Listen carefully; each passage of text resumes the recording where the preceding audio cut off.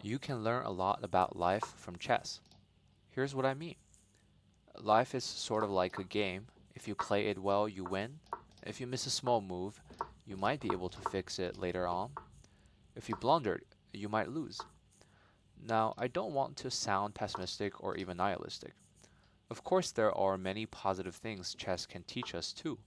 For example, making sacrifice is necessary for the long-term success, or we need patience for things to work out. But you get my point. Because this is the first episode, I wanted to keep it general, but still, let me show you what I mean in the game that I play. I'm about to move my knight to the edge of the board. Knight is a piece that has good control, so my opponent would naturally think that I'm trying to control some important squares of the board. However, my intention was to leave the space open for the queen, so I could do a small sacrifice to win a piece and attack the king. He did not see that. Why? Because he was distracted by the seemingly obvious.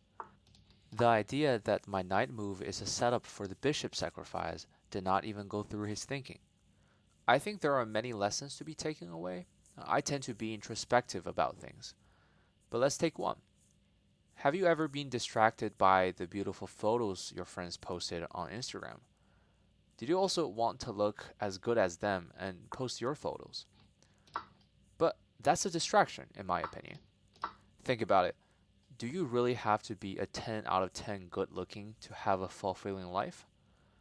What really matters in life? If you see everyone around you in life move their knights from square to square, remember your goal is the king. Don't be distracted. Now back to the game. He resigned shortly after because he was about to be checkmated. Now obviously the connection is not as direct as it is, but I hope you get the idea that distraction makes you focus on the wrong things and makes you forget what your goal is. Actions meet goals. Don't ever forget that.